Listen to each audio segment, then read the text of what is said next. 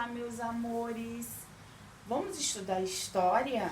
Então, na nossa página 20, a unidade 4, Navegando, Navegando.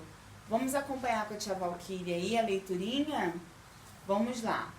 Quando começa a história do Brasil? Vocês sabem? Vamos ver quando que começa? Vamos lá. Quando os portugueses chegaram aqui, em 1500, viram que esta terra era habitada por diversos grupos indígenas. Por que será que os navegadores portugueses decidiram realizar as viagens marítimas e explorar diversos cantos do mundo naquela época? Por que empreenderam essas viagens? Como chegaram ao Brasil? Como era a vida em um navio nos séculos XV e XVI? Algum outro povo também se aventurou a desbravar rotas desconhecidas? Vamos descobrir? A obra O Desembarque, de Pedro Álvares Cabral em Porto Seguro, de Oscar Pereira da Silva, representa as embarcações portuguesas chegando ao Brasil no ano de 1500 e sendo recebidas por indígenas que viviam na região que hoje é conhecida como a Costa do Descobrimento, no estado da Bahia. A gente está falando, gente, dessa imagem aí em cima, isso é um quadro, viu? Então vamos lá. Para estudar como foi o processo da expansão marítima portuguesa, vamos utilizar a partir de agora o conceito de século. Você sabia que os séculos, período de 100 anos, são representados em algarismos romanos? O que são algarismos romanos? Vamos ler aí do ladinho. Representação numérica criada na Roma Antiga. Os números são representados por 7 letras do alfabeto latino, como X, V e I. Por exemplo, todo mundo leu comigo para gravar? Então tá ótimo. E não em algarismos arábicos. O que são algarismos arábicos? Vamos ler com a tia aí do ladinho. Representação simbólica dos números por meio de 10 dígitos que vão de 0 a 9. Todo mundo leu com a tia? A gente lê para poder gravar, viu? Então vamos lá, vamos continuar aí. O século XV, por exemplo, corresponde ao período compreendido entre os anos de 1401 e 1500. O século XVI, por sua vez, abrange o período que vai do ano de 1501 a 1600 e assim por diante. Hoje vivemos no século, vocês sabem, 21, muito bem, que teve início em 2001 e o século 21 terminará no ano de 2100.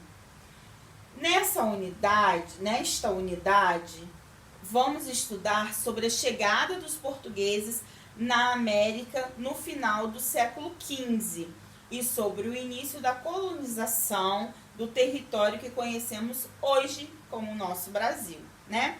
Vamos iniciar conhecendo as motivações que levaram os portugueses a navegar. Virando a nossa página, na nossa página 23, eu vou começar a contar uma historinha, viu? Para ficar mais interessante. Vamos lá? Por que navegar?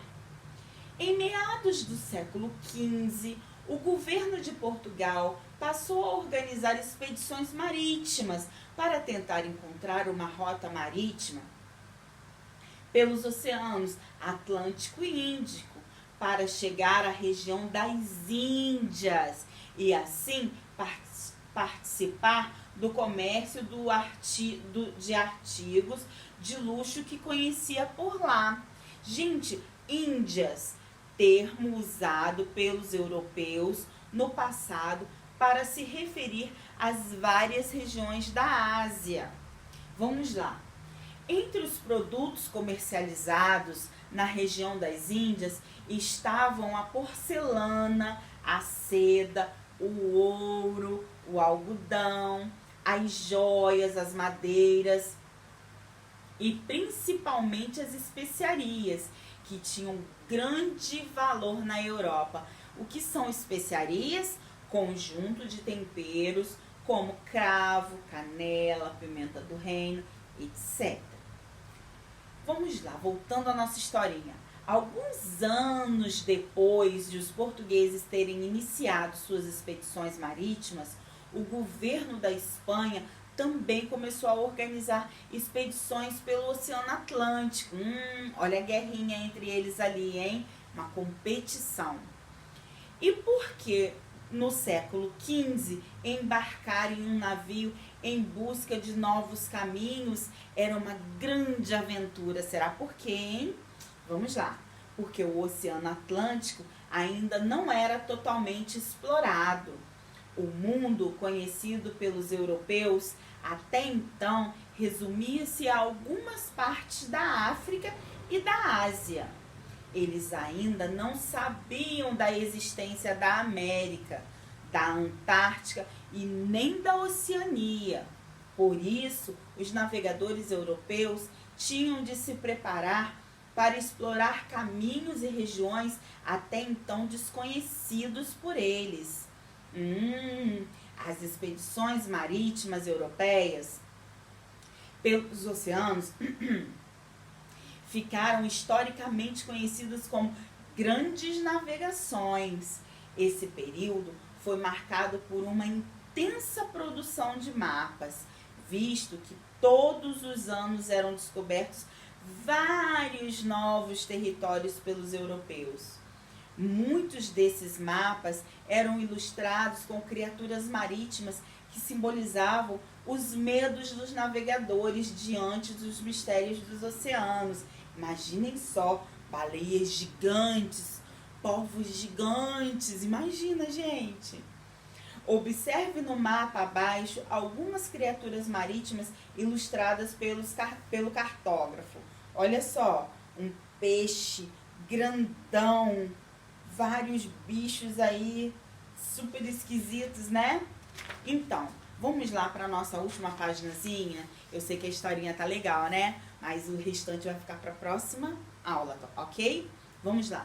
Algumas viagens marítimas portuguesas. Vamos aprender sobre elas? Então, vamos lá.